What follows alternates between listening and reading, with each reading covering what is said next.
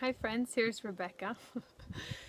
um, I'm laughing because I'm here today to share on the topic of chaos being good news, being really good news.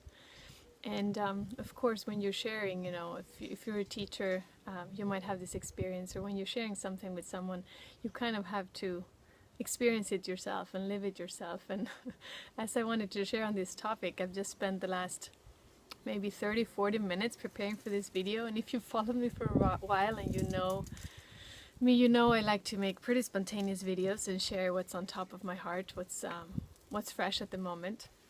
So I wanted to do that now too, but I've been spending about 20 minutes trying to fix this scarf that didn't want to look good. And once I had it kind of down, that I thought it looked okay, there was cars that's starting to arrive and people that's starting to walk around. It just felt like I just wanted peace and quiet and sharing on this piece of chaos, and it all became very chaotic. So profiting a little window now, we'll see how it goes while I share this video with you, but for now there's a window of peace, a window of calm, just some birds chirping, and I want to share what's on my heart on this topic today. So chaos should be considered as extremely good news is a famous line by Chögyam Trungpa Rinpcohe, my teacher's teacher, Tibetan Buddhist master, meditation master. And it's a very interesting reflection, it's a very interesting quote, and I've been reading a lot of articles that I will actually share below the video with you, so you can read them if you want to read up on the topic. But my take on it and the little pieces that I wanted to share with you today is around why can chaos be considered like some very good news. And it's, the good news of chaos is from a spiritual perspective, from the path of awakening. If you are a meditator, if you're drawn to meditation, if you're drawn to living life like an awakened human being,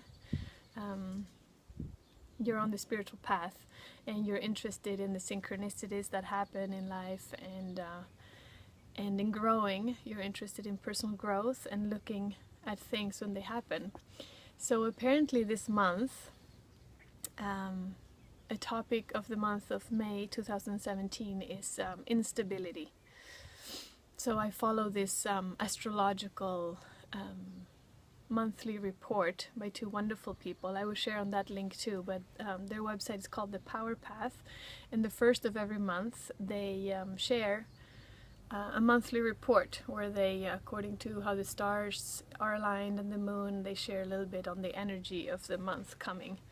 And I read this religiously because it really feels applicable to me, and it really feels like there's usually energies that I've already been feeling, and it's just helpful to me to read and helpful to me to take into account. So you might have felt, just like me, some instability in the last few days, and maybe you can even feel that it's coming up more of that on the horizon. Instability or chaos, you can use these two words for the same feeling, is a feeling of when things are not certain, things are not solid, things are not concrete or clear. It's a little bit like our structures are falling apart, what we know, our discipline, our routines are being questioned, and we might have to rethink, we might have to reprioritize, be more flexible, be more adaptable, and kind of be a little bit more open to unknown, uncertain, be curious. So this is what this month is inviting us, and why it's good news, why chaos is good news, is because it actually crumbles these structures. It destroys maybe some stale energy, or maybe when we've created a little bit of a world to us that is a little too concrete, too specific, too structured, too disciplined, too routine. Sometimes it's good to remove a little bit the earth, the waters, to change things up. And this is what this month is inviting us to do, and it's also what the chaos is good news is inviting us to consider. That maybe this discomfort in not knowing, in things being shifted and change happening, might not have to be a negative thing. You know, even if it's uncomfortable, it doesn't necessarily need to be bad. It doesn't necessarily need to be negative. As a matter of fact, chaos brings about a lot of creativity, because it's an opportunity for us to think out of the box and think about new ways, think about what we really care about, and reprioritize our goals, our objectives, and our lives in general. So let me take a look here at my little notes. So in summary, I would say there's 3 main reasons why chaos is really good news.